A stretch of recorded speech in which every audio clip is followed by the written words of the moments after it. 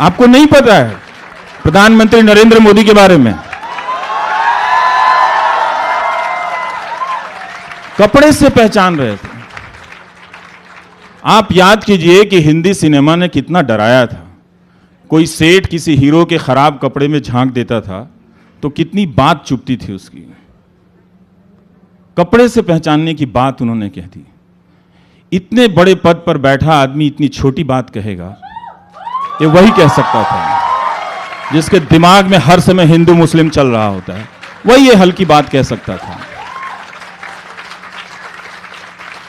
और ये कपड़े से पहचानने वाली बात जो है, उन्होंने एक समुदाय के लिए ही सिर्फ नहीं कही थी, उन्होंने इस देश की जनता की जो बुद्धि है, जो सोचने की क्षमता है, उसको चुनौती दी थी कि 5 साल में हिंदू मुस्लिम दिखाते दिखाते हमने तुम्हें इस स्थिति पर ला दिया है कि अब हम कहेंगे कि सिर्फ तुम कपड़े से पहचान लो, और आप कपड़े से पहचानेंगे। वो तो कहिए कि झारखंड के आदिवासी लोग सदियों से कपड़े से किसी को नहीं पहचानते थे। अपने देश का भूगोल भी नहीं मालूम था, जहां के चुनाव में कह रहे थे वो। तो वो खून का रिश्ता था। घरों में यह सिखाया गया कि शादियों में जो रिश्तेदार आते हैं सब अलग अलग आर्थिक हैसियत के हैं। किसी का कपड़ा खराब हो सकता है, किसी का कपड़ा साधारण हो सकता है, लेकिन खून का रिश्ता है। इस देश में, इस देश से हिंदू और मुसलमान का खून का रिश्ता है। वो इस देश की आत्मा है दोनों, और आत्मा का आकार नहीं होता है। रूह का कोई कपड़ा नहीं होता है। मुर्दे पर कफन डालते हैं, आत्मा को किसी ने देखा नहीं। आप आत्मा पे कफन मत डालो, कपड़ा मत डालो। तूने कहा आप कपड़े से पहचान लीजिए। इसीलिए अगर हम सबको नागरिक बनाया होता तो वो क्या, कोई भी नहीं कह सकता। उनके तमाम पुलिस के जो लोग हैं जो बात बात पर सेडिशन के केस दर्ज कर लेते हैं आजकल, वो लोग भी ये बात नहीं कर पाते। कपड़े से पहचानने वाली बात इतनी हल्की बात थी, चुभ गई मुझे। मैं यही सोचता रहा कि हिंदुस्तान की जनता, जिस गांधी ने कपड़े उतार दिए अपने, जो वो सूट पहनकर आए थे, अंग्रेज उन्हें कपड़े से ही तो पहचान रहे थे ना। तो गांधी ने कहा लो मैं सूट ही उतार देता हूं, कुछ नहीं पहनूंगा, लंगोट में चल देता हूं। पहचानो गांधी को कपड़े से, पहचानो। वो लाठियां लेकर हजारों लाखों लोगों के बीच में चलता हुआ आज भी चला आ रहा है। पहचानो उस महात्मा गांधी को। आज 26 जनवरी है, 4 दिन बाद उनकी हत्या होने वाली है, पता है ना। 5 साल से उनका नाम लेकर रोज उस बिना कपड़े वाले फकीर की हत्या हो रही थी। वैसे क्रोनोलॉजी में तो 1948 पहले आया था और 26 जनवरी 1950 बाद में आया था। आपको बताता हूं, मेरी अंग्रेजी उतनी अच्छी नहीं है। वो क्रोनोस एक ग्रीक गॉड है टाइम का, जो बच्चों को खा जाता है, उससे निकला है क्रोनोलॉजी। हमारे एक अंग्रेजी के दोस्त ने बताया है। तो इसलिए क्रोनोलॉजी समझ लेना, ये टाइम का ऑर्डर नहीं है, ये आपके पागल हो जाने का ऐलान है कि अब आपको गोदी मीडिया के जरिए आपके दिमाग में वो जहर भर दिया गया है कि अब सिर्फ आपको कपड़ा देखना है और भीड़ बनकर किसी को मार देना है। इसकी तैयारी की गई है, तो मत कीजिएगा, वरना वो कोई और आ जाएगा जो अपने कपड़े उतारकर आपकी अंतरात्मा के दरवाजे पर खड़ा हो जाएगा कि मैं गांधी हूं। कितनी बार मारोगे मुझे, कितनी बार मारोगे। और ये वही गांधी हैं कि जिनकी प्रेरणा लेकर लाखों औरतें सड़क पर आ गईं,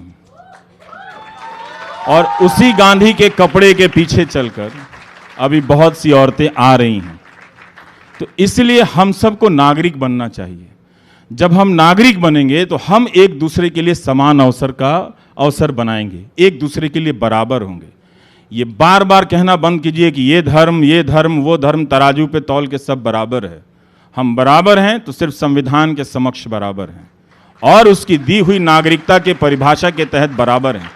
ये हमारी नई पहचान होनी थी, जिसके लिए 100 साल तक लोगों ने लड़ाई लड़ी। फांसी के फंदे पर झूल गए ना, क्या मिला उनके पीछे?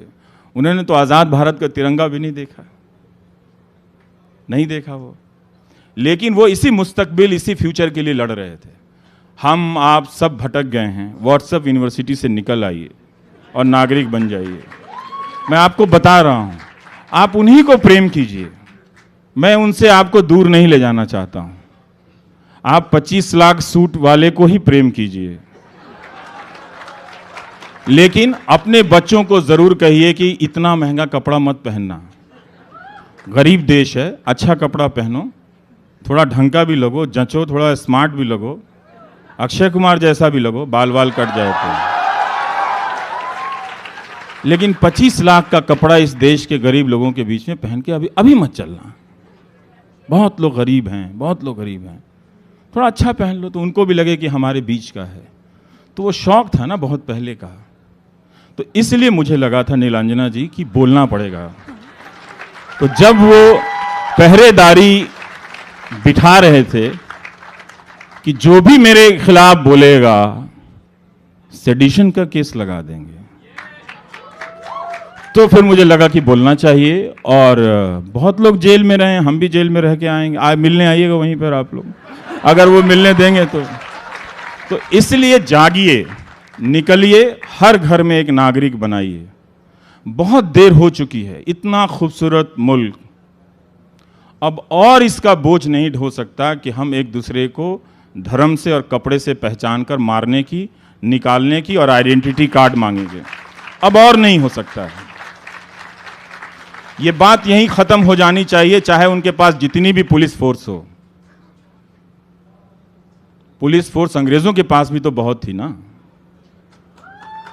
उनके पास भी बहुत थी। लोग 10-10 साल जेल में रहे। या फिर आप खुद से पूछिए कि उनको प्यार देने में आपने ऐसी कौन सी कमी कर दी कि आपको बांटने के लिए वो कपड़ा और कागज की बात कर रहे हैं।